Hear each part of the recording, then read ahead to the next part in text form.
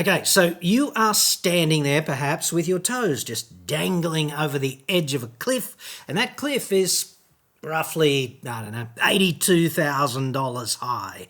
You think you might like to drive away in a Genesis. This, of course, is a good news, bad news story. So if you want to do this in an informed way, it's time to embrace the bad news.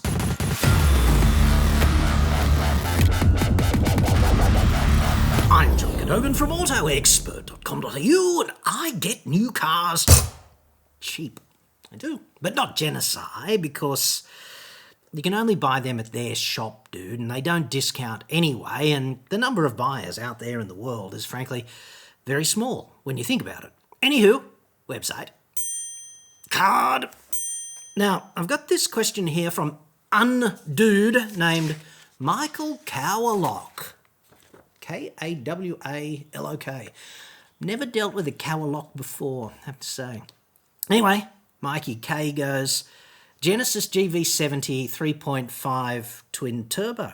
Not a bad choice, nice car. What is your opinion of this vehicle? Worried about Genesis resale value? The dealer will not negotiate on the price at all. Bastard. Delivery time is 12 months from order, and delivery fees $3,000. Well, $3,000 for what, dude? I know you've got to pay luxury car tax and stamp duty and registration and fees of that nature, but I wouldn't be paying too much for actual delivery, seeing as they don't actually do that much, do they? They just give the car a clean, fill it up, and basically screw the number plates on. They don't even have to go to the registry. Number plates are in the dealership. Like, Jesus, it's not very hard to quote-unquote deliver a car. Anywho, let's talk about the depreciation aspect. That's the easiest one to cover off here, right? So I'd suggest that depreciation is a function of supply and demand in the used car market. So if normal programming is resumed over the course of your ownership of a vehicle, any vehicle, and supply and demand in the used car market is restored to its normal cruising altitude instead of being locked up here with demand up here and supply down there and just dogs and cats living together, then there's not going to be as much demand for a used Genesis as there is for some other more accepted brand. That's just how it is. And I think Hyundai itself, which obviously is the parent company, they kind of admitted that when they had that guaranteed future value finance arrangement for Genesis, right? This is essentially a hedge against a principal objection in the minds of would-be buyers, which is, we can guarantee the future value. And the only problem with these guaranteed future value finance arrangements is that they usually bend you over pretty hard on the finance so that you effectively fund your own depreciation, and then at the end they give you this elevated price for the car which you have effectively paid for anyway with the finance. And if you go your own way and get cheaper finance, then they say two words about sex and travel when it comes to guaranteed future value. So as for the depreciation, you are kind of stuck with it, and it is a roll of the dice, because at the moment, if you had any kind of half-decent used car, you could sell it at elevated prices just because there are some people who need a friggin' car now, right? At 5 years down the track, when you want to replace your Genesis, then that might not be the case, dude. So there's that.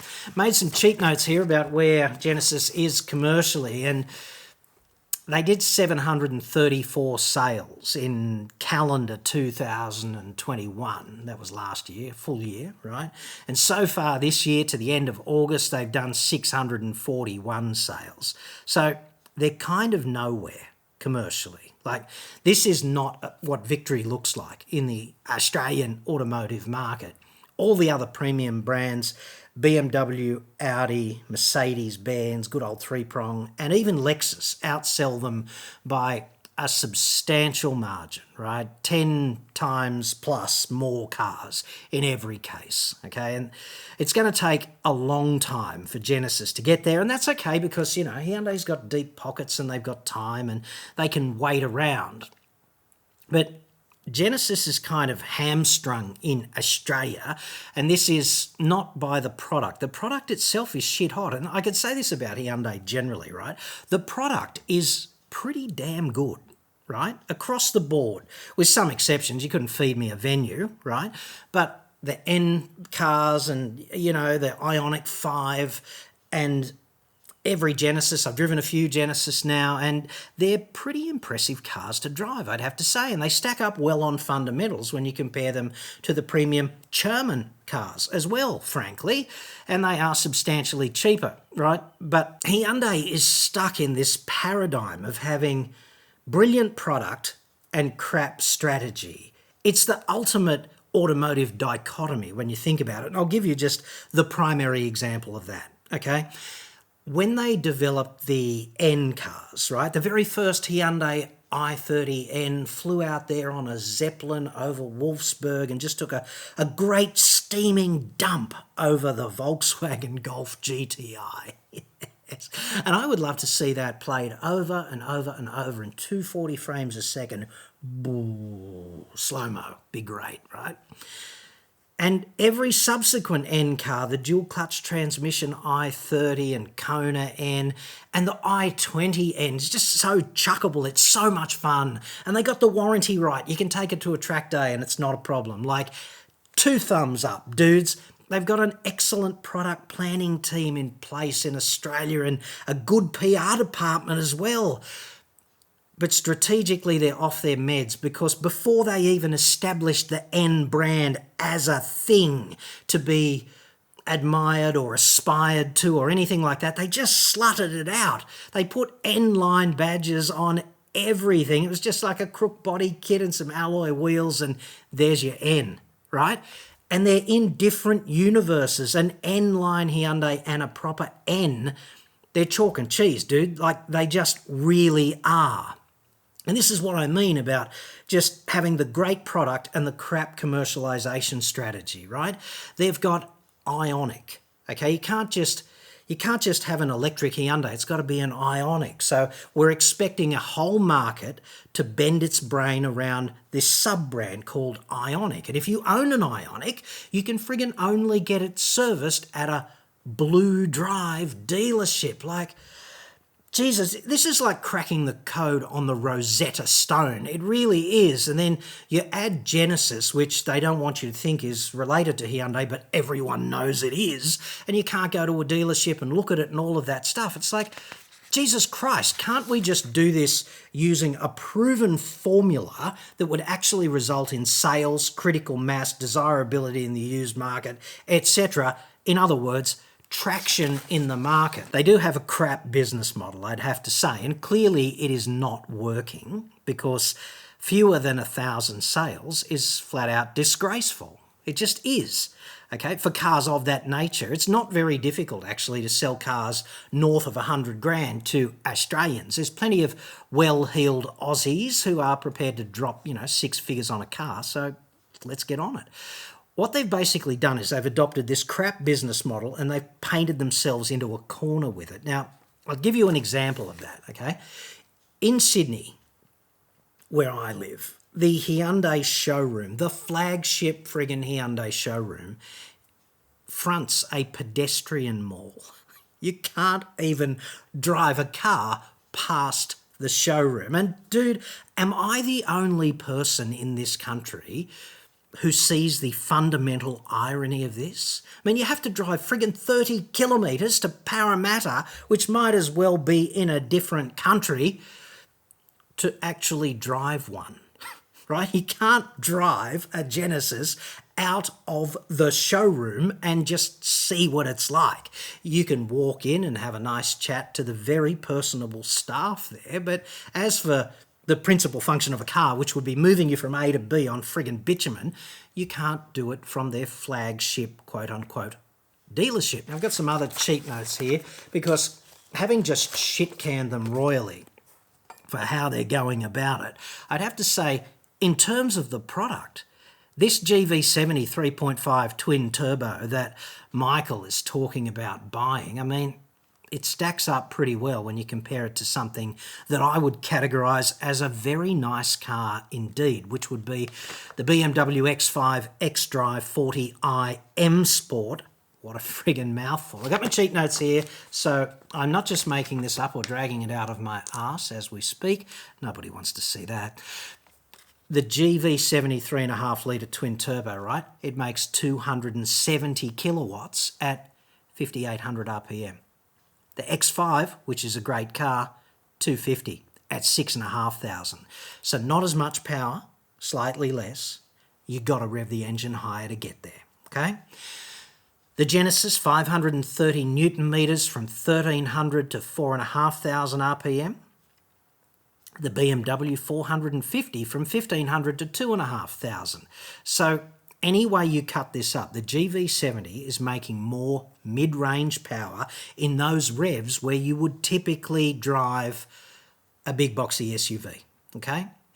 And the power to weight ratio, 136 watts per kilo for the Genesis and 125 for the BMW, okay? The Genesis does 5.1 seconds, 0 to 100. The BMW does 5.5, okay? And those two facts are related. The higher power to weight, the quicker to 100. And get this, right? The Hyundai is $82,467, whereas the BMW is $130,900, okay? That's a substantial premium. Like, it's almost 50 grand more for the BMW, which objectively does not perform as well. Now, I have mad love for BMW generally. They are very true to their ultimate driving machine motto, and they do that very well. And I'm not saying that Genesis equals BMW, therefore the GV70 beats X5, because in a lot of intangible ways it does not. And I'd also suggest that the X5 is probably better at the edge, right? It's probably better if you really want to have a punt, because that's what they're so good at. Whereas the GV70 is just a plush, nice to drive car, basically. But it goes like a cut cat compared with the X5. It's measurably quicker. And 50 grand, I mean, if you're in the market for the X5, you're not in the market for the GV70. And if you're in the market for the GV70 at 82 grand, the chances are you can't stump up the $131-ish thousand for the X5. So this is the law of diminishing returns, right? You're getting, in many ways, 110% of a BMW X5 for about, I don't know, 2/3 of the price or something, right? So in terms of the product, I'd give that Genesis 13 points out of a possible 10. But in the context of how they're going about retailing the brand generally, and all of this underlying fragmentation and them all having meetings and thinking this is a great idea, then I'm not seeing it. And certainly their sister, just around the corner at Kia, they keep overtaking, right? They're in the full-on overtaking mood, and Hyundai's sitting there going, well, we're big brother, so that's okay.